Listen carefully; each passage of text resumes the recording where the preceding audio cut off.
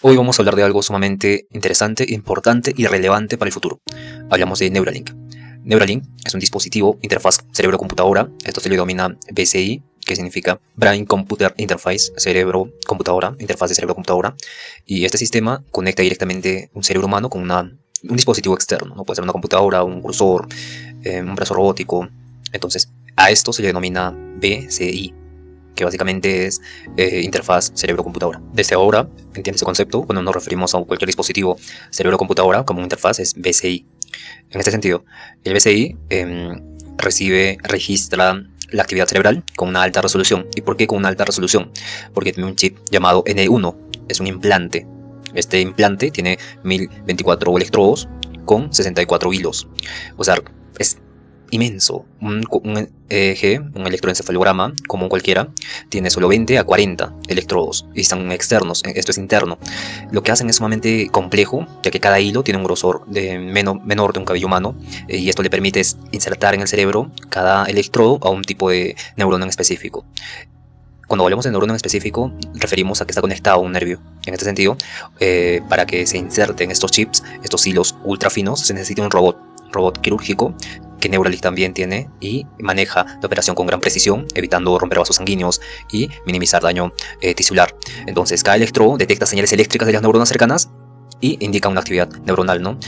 Lo hacen con un proceso llamado potenciales de acción. Y estas señales o speakers que contienen esa información se registran como pensamientos, movimientos y estados mentales del usuario. Entonces la señal capturada se amplifica y se digitaliza mediante un chip implantado, ¿no? Y el chip cuenta con un procesador que puede filtrar y comprimir datos, y luego los datos se transmiten de forma inalámbrica a un dispositivo externo vía Bluetooth, porque vía Wi-Fi sería muy incisivo y haría mucho daño.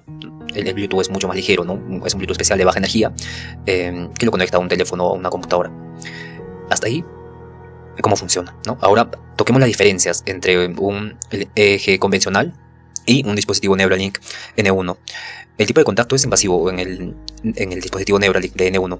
Es invasivo, está dentro del cerebro, mientras que los ejes convencionales no son invasivos, no están sobre el cuero cabelludo. Y también la resolución espacial es mucho más amplia en Neuralink con este chiquete N1, porque tiene 1024 electrodos bien localizados, ¿no? Porque están insertados con una máquina de ultra precisión. En este sentido, los ejes convencionales tienen entre 20, 40, 60 máximo electrodos en el cráneo, entonces la resolución no es tan buena, pero existe una resolución, ¿no? Y evidentemente con el desarrollo de estos electrodos de N1, de Neuralink, se puede ampliar, se puede mejorar la tecnología de los ejes convencionales, los electroencefalogramas convencionales. Y lo interesante de esto es que en la resolución temporal, o sea, en la actividad temporal, al momento, en el presente, Neuralink tiene una alta detección de peaks en milisegundos, y los electroencefalogramas convencionales tienen una menor capacidad de esto, ¿no? Es menor, no es de alta resolución y de esa resolución temporal precisa en milisegundos, pero sí existe, también hay. En este sentido, la precisión de Neuralink al detectar las neuronas son individuales, ¿no?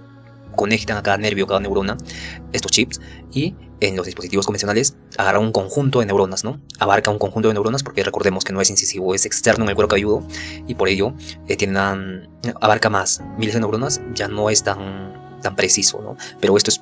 Vamos a hablar de las consecuencias éticas, pero recordemos esto, hay que separar bien, hay que ver todo el panorama.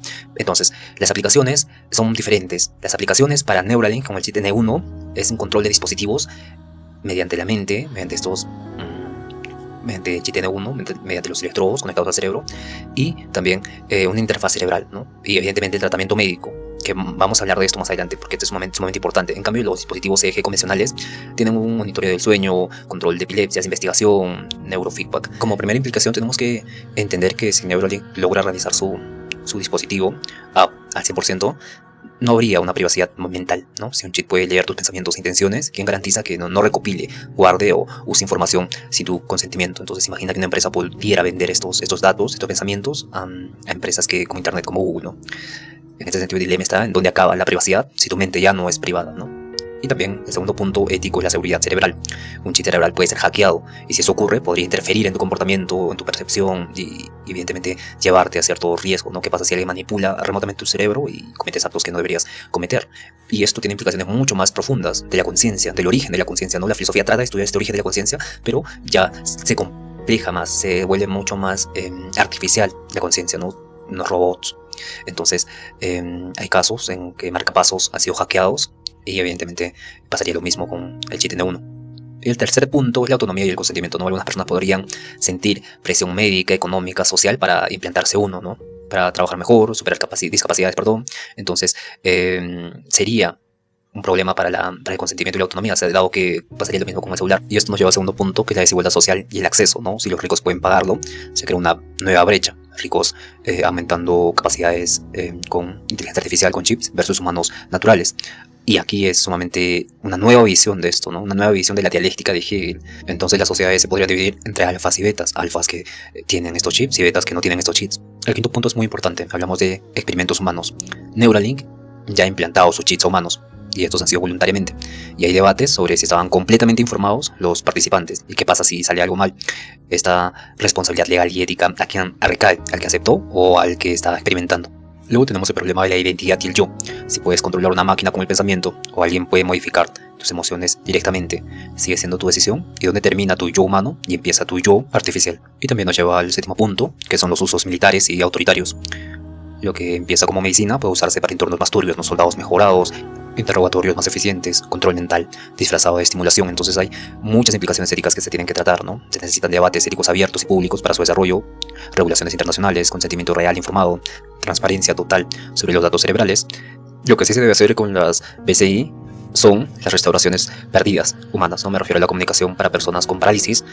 La BCI puede hacer que ellas se escriban con la mente, puede conectar dispositivos a la médula espinal, al parálisis cerebral, puede hacer que hablen, y también al control de prótesis robóticas, también puede, cursores, herramientas, evidentemente también se restauran los sentidos, se investiga sobre cómo las CCI pueden devolver la visión, el oído, y también el tratamiento de enfermedades mentales, ¿no? La epilepsia, depresión, trastornos obsesivos, dolor crónico, también la rehabilitación neurológica, ¿no? El paciente ve en tiempo real cómo su cerebro responde y puede aprender y puede mejorar, ¿no? En este punto sí es importante el desarrollo de las BCIs, solo para el desarrollo de la salud, o en este caso para la recuperación de la salud. Pero si se lleva al otro punto, tendría implicaciones éticas, como ya vimos.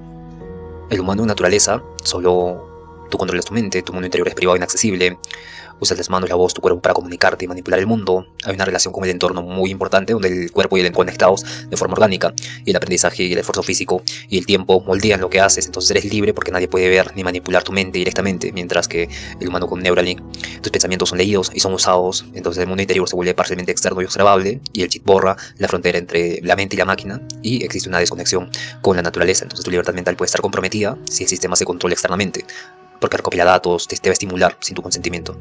Pero también vas a depender de sistemas tecnológicos para funcionar. Entonces, ¿qué pasa cuando dejan de existir electricidad, ¿no? Estás hiperconectado y evidentemente puedes hacer muchas cosas en el mundo tecnológico, pero lo que quiero resaltar es que la parte de la conciencia, la parte de la esencia queda perjudicada, ¿no? Y te vuelves como un zombie, un robot, mientras que la parte esencial que te hace tú mismo y que evidentemente tienes que autodescubrir realmente quién eres como esencia pura. Y por ello, antes de conectarnos a cualquier computadora, tenemos que conocernos a nosotros mismos, como hubiese pasado también con los dispositivos móviles. Antes de tener un dispositivo móvil, ha tenido que haber un desarrollo de encontrarnos a nosotros mismos para luego ser conscientes y dominar la tecnología y que ella no nos domine.